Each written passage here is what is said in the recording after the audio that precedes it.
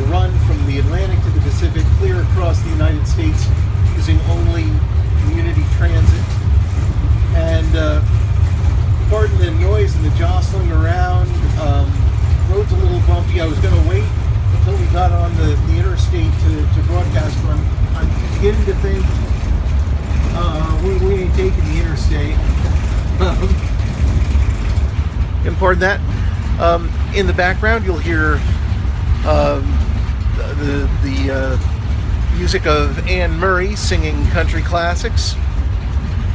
And you know what? I like it. I don't care what all you liberal feet New York Jews have to say. I'm sorry.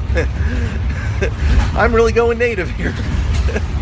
Now listen, one thing that the driver Janie and I, yes, the driver's name is Janie. Yes, yesterday I met someone named JR. I am in Texas. But the thing is, Janie and I were talking earlier about how people in New York seem to have an impression of people in the South and the West based on who they send to Washington. And I think if you're talking to just folks, they'll agree with you that they're not sending their best to Washington. And the people who are in the news and who set the tone and frame the discussion, they seem to be pretty small-minded. But if you talk to just folks out here, it's like talking to just folks back in New York or in Pennsylvania or California or Virginia or anywhere. Just folks is just folks. So that's been an important lesson I've been learning. Another important lesson is that a dot on the map is a whole lot bigger in person. It goes without saying, of course, and it's a lesson that I thought I learned long ago. But then, over the course of this past week, I went... You farted? How can you tell? Because when you talk, it's pretty much the same result. What was I saying? I don't know. That put down was worth it, though. So anyway, I'm just. The dot on the map is not the same as the territory.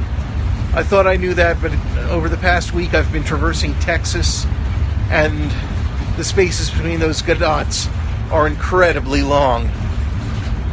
You can fit France inside of Texas and still have room for like Switzerland. This is huge. So anyway, I woke up this morning at the campground at Lake Colorado City, and everyone calls it Colorado City, except the one guy who dropped me off there who told me everyone calls it Colorado City, but it's Colorado City, or more colloquially, Sea City, as everyone up and down I-20 calls it. So I camped out at the lake outside of Sea City. Was dropped off there by the car driver, David. And that was something interesting, is the guy who picked me up the first part of my journey yesterday was named Larry, and then he handed me off to David. So I also met Larry David here in Texas. And they heard of him, yes.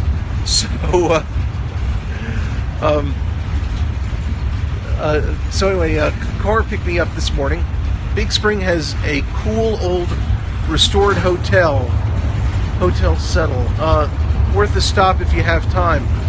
Thank you, I would, but I'm really just going to have time for a quick bite before West Texas Opportunities Trax picks me up and takes me on to Midland.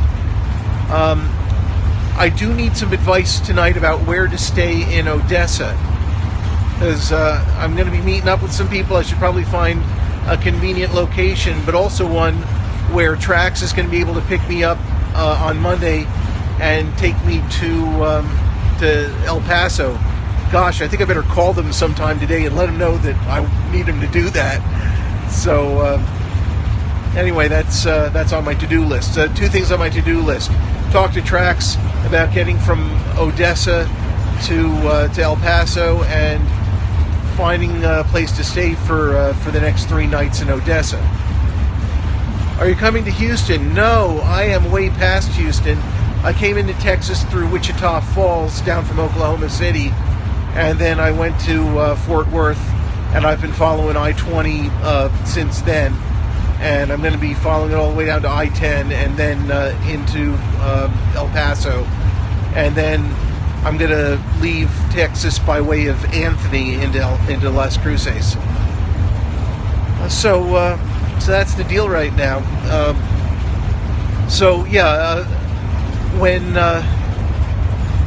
When Janie picked me up this morning, she was a little surprised. She had never before picked up somebody climbing out of a Ford Mustang Shelby Cobra before. But it's interesting how I came to be riding in that.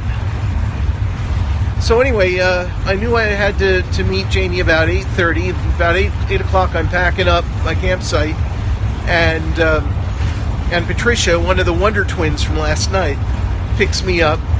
Just drives into my campsite, driving the Shelby, and she says, how much time do you have before your ride gets here?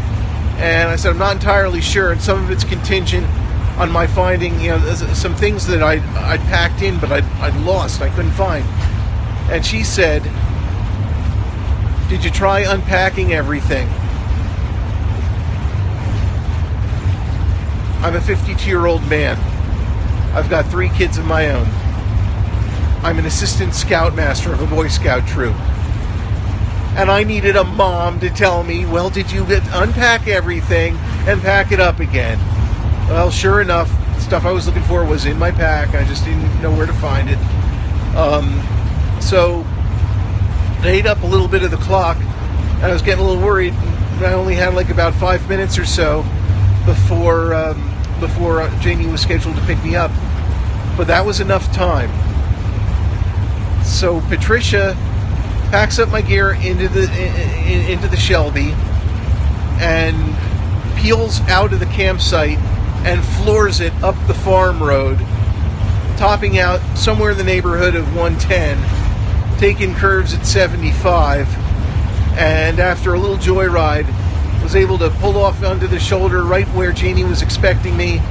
And so for the first time in anyone's life, someone climbed out of a Shelby convertible and into a paratransit van heading to Big Springs, Texas. And then I told her, well, if you think that's surprising, I'm William Friedman for the Cross Country Local, a ride across America from the Atlantic to the Pacific using only local and community transit. And I appreciate it if you'd follow me here on Periscope. And if you're following me on Periscope, please invite your friends to follow me on Periscope. And if you want to talk to me, please follow me on Facebook so we can send instant messages, and so you can so I can give you my phone number without broadcasting it.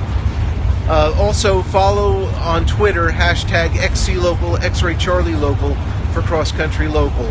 And also, if you are in Odessa, please follow me on Facebook now and send me some advice on where to book a room for the night, because I'm going to be doing that within the hour. Once we get to Big Spring and I've got a flat surface, I'm going to open up my computer and start taking care of some of that business. In the meantime, I will see you along the route.